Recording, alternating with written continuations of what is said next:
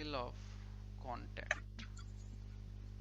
See, mainly we have to study two type of angle of contact: glass water and mercury glass. Okay, so see, let's say I have a beaker.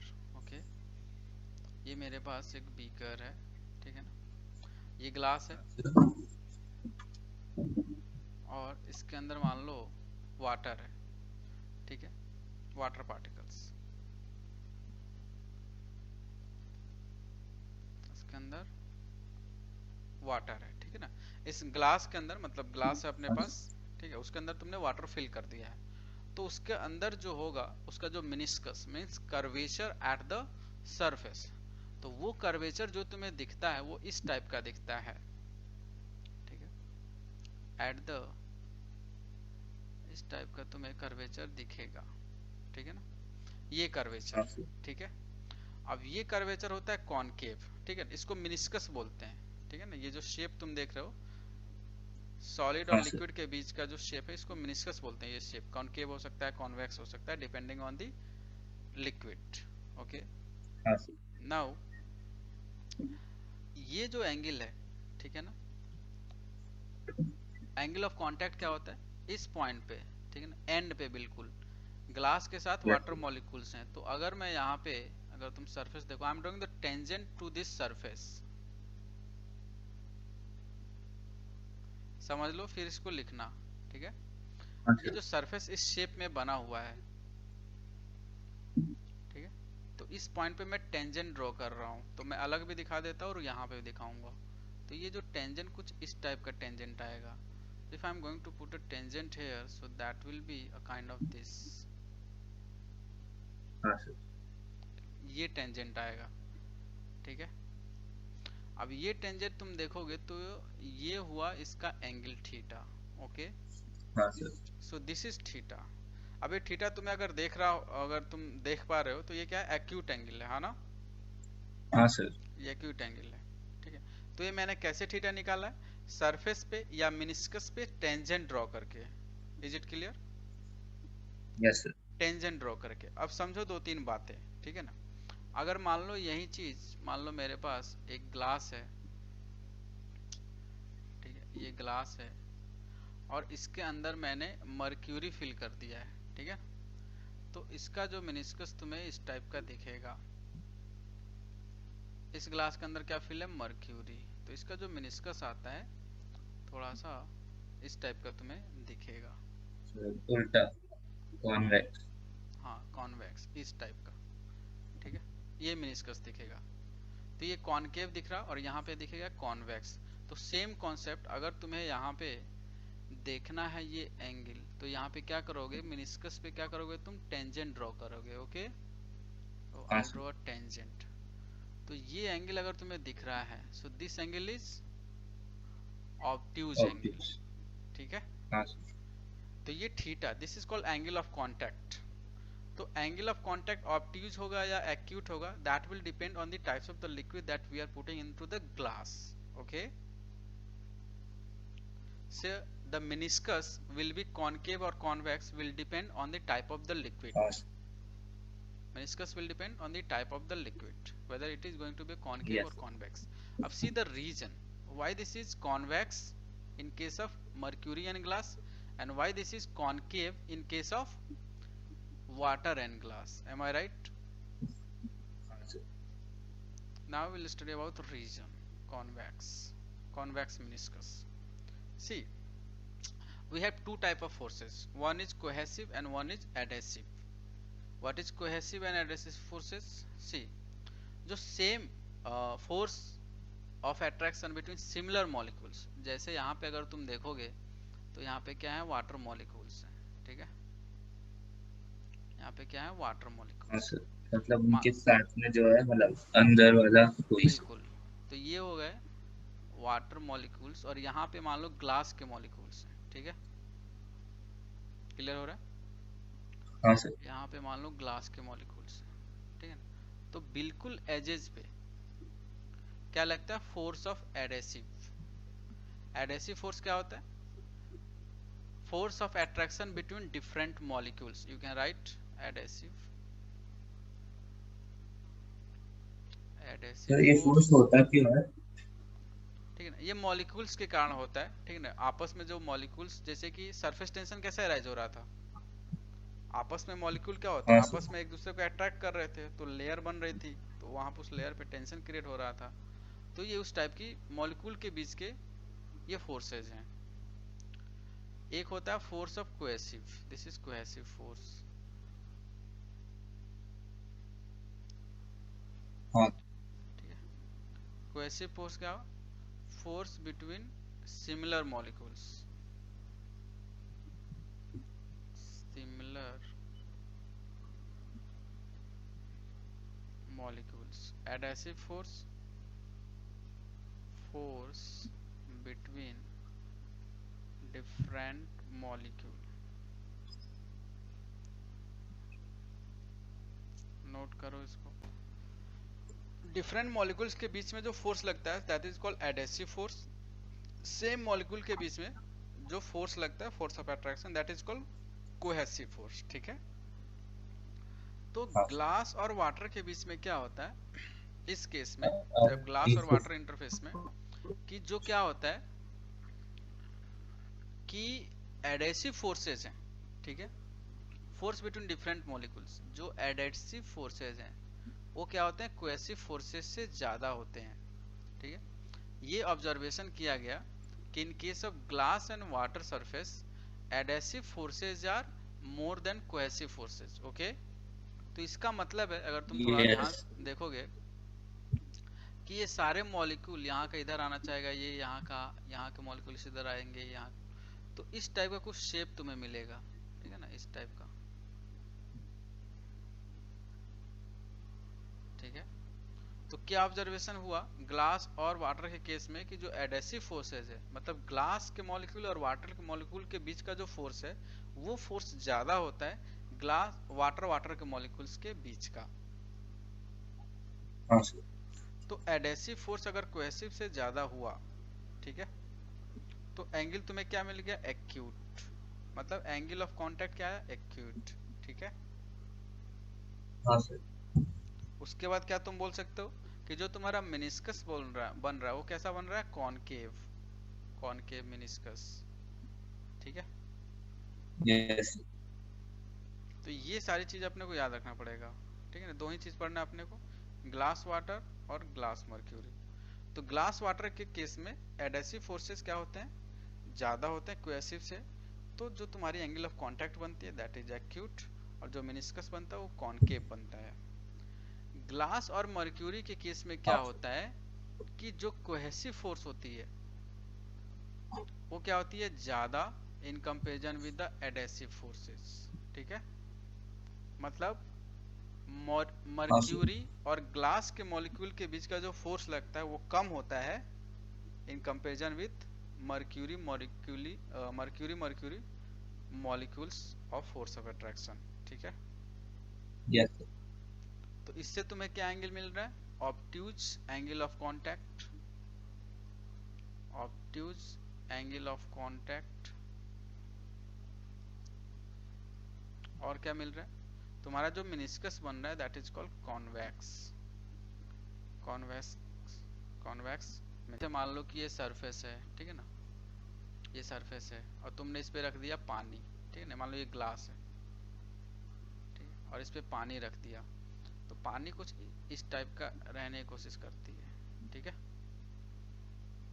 ताकि जो angle of contact है ये, ठीक, ये theta क्या हो, acute हो। ठीक है ना, तो ये ग्लास और मान लो कि पानी तुमने फर्श पे लगा दिया, तो इसको कुछ लोग ऐसे भी समझता है कि वेट करके रखता है। ठीक है ना, सरफेस को वेट सरफेस, वेट सरफेस का मतलब क्या हुआ अर्नो, कि ग्लास थोड़ा सरफेस पे फैल के रहता है ना। हाँ सर। ठीक है, सो ये ग्लास और वाटर का इंटरफेस ऐसे तुम्हें दिखेगा एक्यूट एंगल।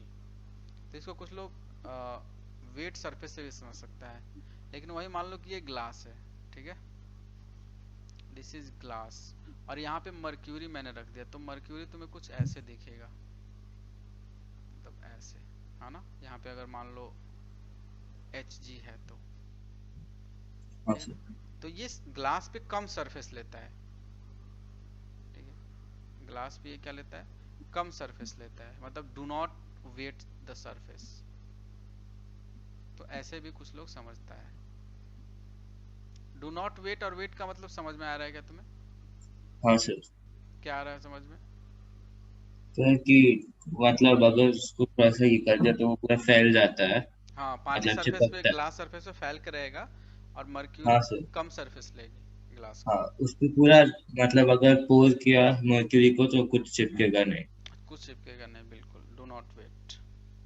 ठीक है, तो हाँ ये चीज अपने को क्लियर होनी चाहिए। ठीक है ना, एडेसिव फिर से लिख देता हूँ कोएसिव, और यहाँ पे कोएसिव ज्यादा होगा एडेसिव से। ठीक, चलते हैं एक्सेस प्रेशर इन ड्रॉप। हाँ। ठीक है, excess pressure in drop.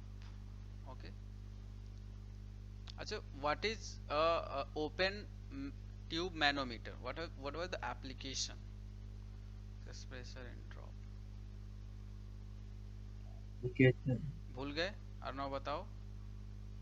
Open tube manometer जो हम लोग किए थे, वो गॉज प्रेशर मेजर करने के लिए काम में आता था। ठीक है ना, एटमॉस्फेयर और गैस के प्रेशर में कितना डिफरेंस है, तो उसी को एक्सेस प्रेशर अपन बोलते थे हाँ वहां पे, सर। हाँ या ना? जब तुम डिफिनेशन देखोगे नोट्स में तो। Yes sir. ठीक है ना, एब्सोल्यूट प्रेशर, हाँ सॉरी, सर। एटमॉस्फेरिक प्रेशर और गैस प्रेशर के बीच का जो डिफरेंस होता था, that is called gauge pressure. ठीक है ना, तो वैसा ही यहाँ पे भी तो हाँ एप्लीकेशन सर। होगा। हाँ, यस सर। याद आया थोड़ा बहुत? सो हाँ सर। यहाँ पे भी वैसा ही एप्लीकेशन होगा, एक्सेस प्रेशर इन ड्रॉप। ठीक है, कहने का मतलब है कि मान लो कि तुम्हारे पास ड्रॉप है। ठीक है ना, ड्रॉप का मतलब क्या होता है कि यहाँ पे लिक्विड है, ठीक है, और बाहर एयर है। ठीक है, ये ड्रॉप हो गया। ठीक है ना, एक ही लेयर होता है। अच्छा, ड्रॉप और बबल में क्या हाँ सर। डिफरेंस है? ड्रॉप में क्या होता है, एक ही लेयर होता है, लेकिन बबल सर में क्या अंदर होता है? भी ले रहा है। हाँ, बबल में दो दो लेयर लेयर होता है सर। पूरा। ठीक है, वॉल्यूम के साथ चलता है। हाँ सर। तो ये हो गया लिक्विड। एक्सेस प्रेशर कहने का मतलब क्या हो गया कि हमेशा क्या होता है कि ये जो तुम देख रहे हो, जो अंदर प्रेशर होता है, प्रेशर इनसाइड और प्रेशर आउटसाइड, हमेशा प्रेशर इनसाइड क्या होता है, ज्यादा होता है आउटसाइड प्रेशर से। क्योंकि क्या चाहती है, ड्रॉप हमेशा दब के रहती है। ठीक है, हाँ ड्रॉप सर। हमेशा दब के रहती है। तो इनसाइड जो प्रेशर होता है वो ज्यादा होता है। ठीक है ना, उसको थोड़ा सा भी मौका मिला, ठीक है, तो वो ज्यादा फैल सकती है। ठीक है ना, हाँ सर। तो हमेशा इनसाइड प्रेशर क्या होता है, हमेशा ज्यादा होगा। ठीक है, मतलब कहने का मान लो कि यहाँ पे पॉइंट, दो पॉइंट बना लिया, लेट्स से P1 है और ये P2 है। सो P1 is always less than, या अगर मैं यहाँ पे P2 लिखूं तो P2 is always greater than P1। Sir पर अगर वो फैल जाएगा फिर तो बबल बन जाएगा ना। हाँ, बिल्कुल। तो ड्रॉप के अंदर जो अंदर का प्रेशर होता है वो हमेशा ज्यादा होता है आउटसाइड प्रेशर से। ठीक है, हाँ सर। अगर मान लो कि इनसाइड प्रेशर कम हो गया तो क्या होगा, ड्रॉप रहेगा ही नहीं, वो तो तुरंत फट जाएगा ना, उसको खत्म हाँ कर सर। देगा चिपका के आउटसाइड प्रेशर। तो इनसाइड प्रेशर हमेशा ज्यादा होती है। तुम ऐसा भी समझ सकते हो इसको कि जो तुम ड्रॉप देख रहे हो, यहाँ पे ध्यान से समझना है, तो यहाँ पे जो ये सरफेस देख रहे हो, ठीक है ना, सो इस सरफेस को अगर like if I want to write more appropriate, so this surface I can treat as this is a concave portion. Okay, inside if I'll talk, this is a concave portion, and this is pressure at convex side. Am I right? हाँ sir. So I can also say that pressure on the concave side is always greater than pressure on the convex side. It's very important. Pressure on the yes sir. concave side is always greater than pressure on convex side. So if I'll talk, so in this case concave side pressure is always greater than, okay, means this pressure is always greater than this pressure. Okay sir. Okay, मतलब हाँ, concave side का pressure हमेशा ज्यादा होगा, इसका अपन use करेंगे capillary rise में भी। मतलब सर जो एयर का प्रेशर है पानी के प्रेशर से ज्यादा है। वो ज्यादा है, ठीक है ना, तभी तो इसको ये प्रेस कर रहे होगे तो थोड़ी सी नीचे आई हुई है। हाँ सर। ठीक है ना। तो ऐसे भी समझ सकते हो, हालांकि बहुत कम लोगों को समझ में आता है, बट इसका यूज नहीं करेंगे अपन। Just I am giving interpretation how pressure at the concave side is greater than pressure at convex side. हाँ क्लियर है? यस नाउ मान लो कि अगर इन साइड का प्रेशर ज्यादा है, ठीक है, तो एक्सेस प्रेशर का कैलकुलेशन कैसे होता है वो सीखते हैं अपन। कि मान लो अभी तुम्हारा ड्रॉप था, ये bubble, sorry drop R radius का था, ठीक है। तो इस पे प्रेशर क्या होगा, हर एक पॉइंट पे प्रेशर इधर लग रहा होगा, हाँ है ना। ठीक है, मान लो थोड़ी देर के बाद ये आर रेडियस थोड़ा, लेट से डी आर में आर प्लस डी आर का बन गया ये ड्रॉप, ठीक है ना, ये डी आर चला गया। तो अब रेडियस कितना हो गया, आर प्लस डी आर। तो इसका मतलब है कि अर्ना जो इनसाइड प्रेशर होगा इस ड्रॉप के अंदर, सॉरी बबल के अंदर, सॉरी ड्रॉप के अंदर जो प्रेशर होगा, उस प्रेशर ने कुछ काम किया होगा, तभी तो प्रेशर आर से D R, R plus D R radius के फॉर्मेट का बना है ड्रॉप, ओके ठीक है। तो मेरे को अगर वर्क डन लिखना है तो मैं क्या लिखूंगा कि सर ये जो प्रेशर इनसाइड है जितना काम किया होगा, तो जितना पोटेंशियल एनर्जी में चेंज हुआ होगा, so that will be the work done by this pressure. Yes clear है? हाँ सर तो अब मतलब ये देखो, चेंज इन सरफेस एनर्जी हाँ चेंज इन सरफेस एनर्जी, ऐसे भी कर सकता हूँ, दो तरीके से मैं करूंगा, दोनों देखना। सो वर्क डन मुझे अगर लिखना है तो पहले मैं लिखता हूँ चेंज इन पोटेंशियल एनर्जी, ठीक है ना, work done, change in potential energy. तो वर्क डन क्या लिखता हूँ, तुम्हें पता है कि फोर्स इंटू डिस्प्लेसमेंट सर मैं लिखता हूँ। हाँ सर और इस प्रेशर का अगर मुझे फोर्स लिखना है तो मैं प्रेशर इंटू एरिया लिखूंगा, हाँ या ना। हाँ सर और इस प्रेशर इंटू फोर्स ने कितना डिस्प्लेसमेंट किया है, डी आर। क्लियर है? यस सर ठीक है, सो प्रेशर और एरिया क्या होगा, surface area, 4 pi R square into D R. So this is work done, कि इस प्रेशर ने कितना काम होगा, किया होगा, एम आई राइट। हाँ सर और वर्क डन मैं सरफेस एनर्जी से भी लिख सकता हूँ, ठीक है ना, with the help of surface energy, if I want to right work done with the help of, with the help of surface energy means with the help of surface tension, okay. तो that work done I can write, surface tension के terms में work done क्या लिखते हैं, surface tension into area, हाँ या ना।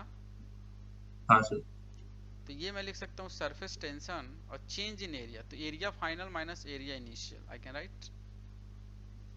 हाँ सर ठीक है, इतना ही तो वर्क डन किया होगा सरफेस टेंशन ने। तो एस एरिया आफ्टर क्या लिखोगे, मतलब 4 pi R square, so are हाँ प्लस सर डी आर का होल स्क्वायर, यस सर और फिर -4 pi R square are square, ठीक है। इतना तुमने वर्क डन लिख लिया, तो इसको सॉल्व करोगे, चलो इतना नोट कर लो। So work done I can write, जो वर्क डन तुम लिख रहे हो, सो एस इंटू 4 पाई, 4 पाई मैं कॉमन ले लेता हूँ, ठीक है। सो मैं लिख सकता हूँ इसको 4 pi S R plus D R का होल स्क्वायर, तो R square plus D R square plus 2 RdR और minus R square. Clear? so this will be cancel out and this will be cancel out because this is very small quantity, dr is a very small element, तो उसका square और छोटा हो जाएगा, ठीक है ना। so this I am going to this neglect, okay। हाँ सर तो मेरे पास जो वर्क डन आ जाएगा 4 pi S 2 RdR, so this is also work done। so if I'll equate this to work done because this is the same force which is doing work done, तो इन हाँ sir दोनों को मैं equate करूंगा। अब listen carefully, this pressure, this pressure is not pressure inside, actually this is excess pressure। how? see, this is a pressure inside and this is pressure outside, okay। so P will हाँ be sir pressure outside minus pressure inside, so actually this is a gauge pressure or excess pressure, हाँ, gauge तो हमने क्या pressure निकाला? और excess pressure. Okay, so what is P? P is gauge pressure or excess pressure. Clear है this P. हाँ sir. Okay, so now I am going to equate these two equations because this is the same work done. I am writing for this pressure which is a gauge pressure. Okay, yes so if I'll equate, so I'll equate P into 4 pi r square dr, and this will be 4 pi s 2r dr. Okay, so 4 pi r dr, so this will be r and this is r dr. So you will have 2s upon r, and what is this? This is excess pressure. Excess pressure inside a drop. Okay, so this is expression 2s divided by r, and what is s? S is the surface tension. Sir, pressure into work done, तो आपने क्या equate किया? Equating equation 1 and 2. देखो, sir दोनों equation one क्या है? दोनों का वर्क डन, दोनों वर्क डन सेम ही होगा ना, सेमी प्रेशर तो वर्क डन कर रहा है. हाँ सर। तो ये वर्क डन मैंने लिख लिया, चेंज इन पोटेंशियल एनर्जी से लिखा है, डेल्टा पी से लिखा हूं मैं कि भैया कितना वर्क डन होगा फोर्स इनटू डिस्प्लेसमेंट. और ये वर्क डन कैसे लिखा हूं मैं? सरफेस टेंशन से. ठीक है, हाँ सर। तो दोनों को मैंने क्या कर दिया, इक्वेट. तो जब इक्वेट किया तो मेरे पास एक्सेस प्रेशर का टर्म आ गया 2s बाई आर. एस क्या है? Surface tension in the drop. R क्या है? Radius of that drop. Okay, yes sir. Surface tension inside drop, और आर क्या है? Radius of drop.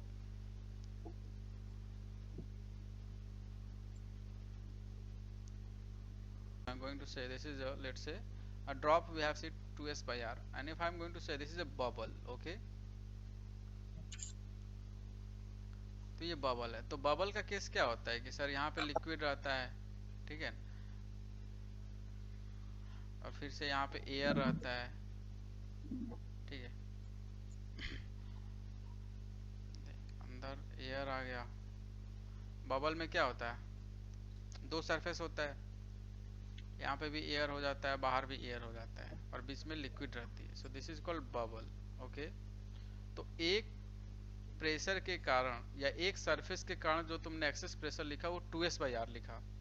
बबल के कितने सरफेस हैं? दो. तो दो के केस में कितना हो जाएगा? उसका ट्वाइस हो जाएगा. So excess pressure for bubble के एस। केस में कितना हो जाएगा? 4s by R. Yes. Excess pressure in bubble, in case of bubble.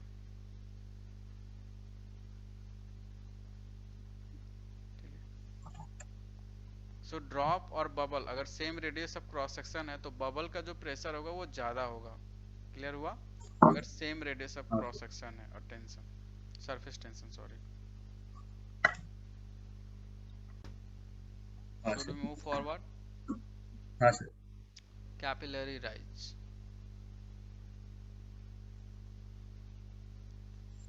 Capillary पूरा एचसीजी में राइज. सिर्फ कैपिलरी राइज के क्वेश्चन।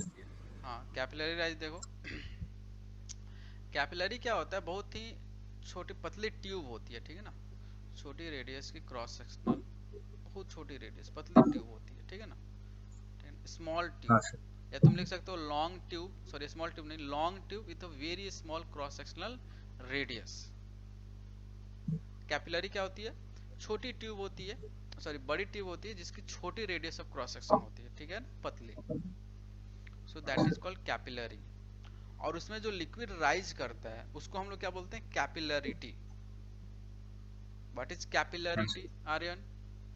उसी कैपिलरी में, उस पतली वाली ट्यूब में, ठीक है ना, पतले क्रॉस सेक्शन की ट्यूब में जब लिक्विड ऊपर, या ऊपर मतलब राइज करती है, so that process is called capillarity, and this phenomena is called capillary rise. We study in this section what is capillary rise. Okay, हाँ सर। so let's see कि यहाँ पे वाटर है, ठीक है,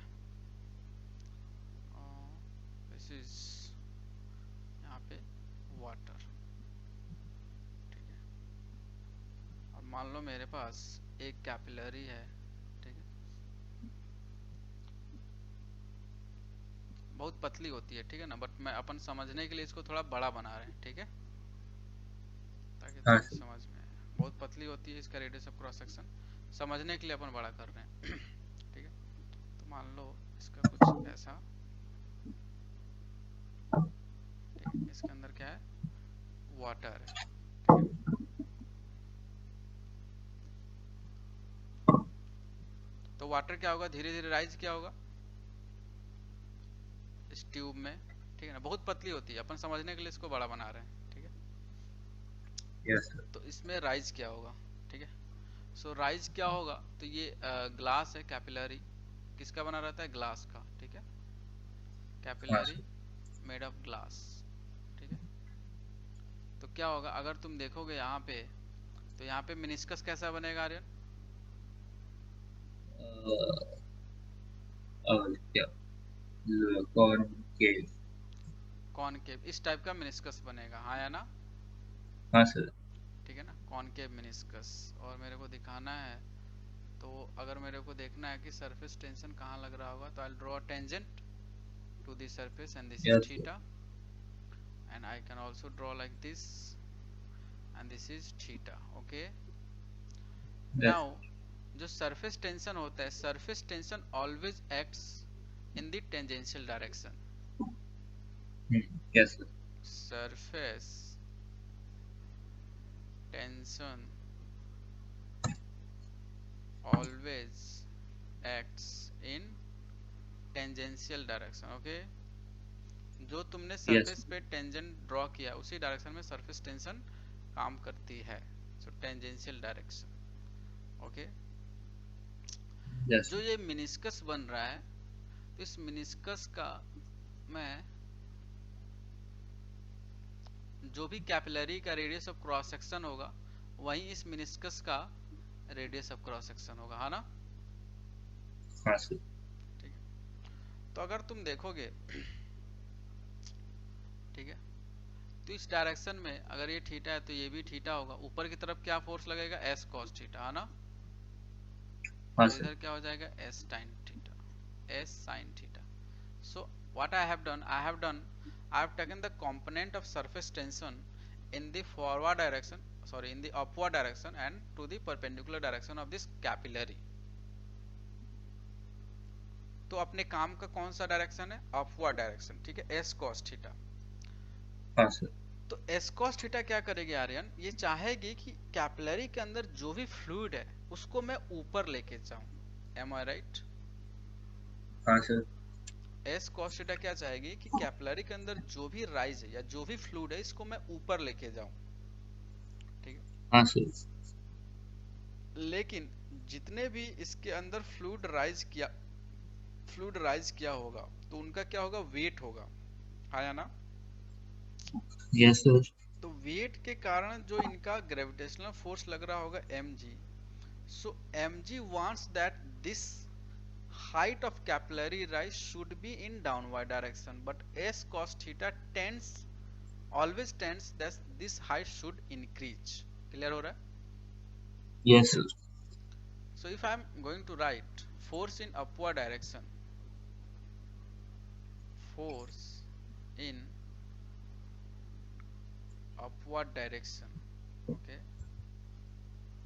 so this will be surface tension upon force per unit length, this is called surface tension, so if I'll multiply surface tension with length, so I'll have force, क्या मैं सही लिख रहा हूँ, हाँ सर। और ये लेंथ कितना होगा, इसका लेंथ हाँ, फोर्स में फोर्स इसमें लेंथ कैसे निकालूं? देखो ये मिनिस्कस बना है ये आर रेडियस का, ठीक है, और यस इस सर। पे काम कर रहा है surface tension S cos theta, तो आर रेडियस का जो भी लेंथ होगा उस पे एस cos थीटा काम कर रहा होगा। हाँ सर, तो मतलब सर्कमफ्रेंस 2 पाई आर, ठीक टू है ना। पाई। जो भी वो ओके। मेम्ब्रेन बनेगा 2 पाई आर का, उस पे सरफेस टेंशन हमेशा ऊपर की तरफ काम कर रहा होगा। ये ऐसे रखा यस हुआ सर। है, ठीक है ना। 2D में मैंने बनाया इसलिए तुम्हें ऐसे दिख रहा है। मान लो कि ऐसे है और हर एक ऊपर की डायरेक्शन में लगेगा। अगर मान लो मैंने यहाँ पे ऐसे बनाया तो हाँ सर। क्लियर हो रहा है। Yes sir. और ये एस cos थीटा होगा, इस आर पे काम कर रहा होगा। तो फोर्स जो अपवर्ड डायरेक्शन में लग रहा होगा और इस फ्लूइड को ऊपर की डायरेक्शन में लेके जाने की कोशिश कर रहा होगा, so that force is called S cos theta into 2 pi R. Okay, ठीक है। नाउ जो फोर्स डाउनवर्ड लग रहा होगा वो कौन सा है, M G, force acting downward, वो कौन सा है, एम जी, हाँ या ना। हाँ सर। एम जी अगर लिखना है मेरे को, तो मान लो कि एच हाइट इसमें, इस कैपिलरी राइज में, इस कैपिलरी में जो लिक्विड या फ्लूइड ऊपर राइज किया वो एच डिस्टेंस तक राइज किया है। क्लियर है। यस। एच डिस्टेंस तक ये राइज किया है, ठीक है ना, उस कैपिलरी के अंदर। तो मास लिखोगे कैपिलरी के अंदर कितना फ्लूइड का मास है, तो क्या लिखोगे, रो ऑफ फ्लूइड हाँ sir. Into volume. Into. Yes sir. और वॉल्यूम क्या लिखोगे, cross sectional area into height.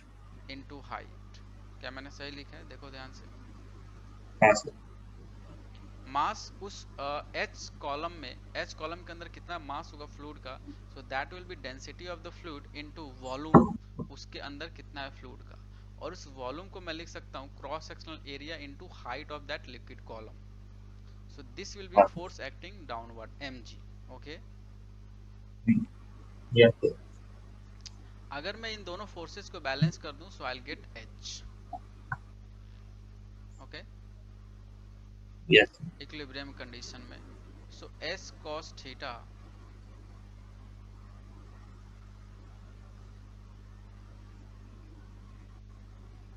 so this will be rho pi r square h into g equals s cos theta into 2 pi r. Okay, so yes sir.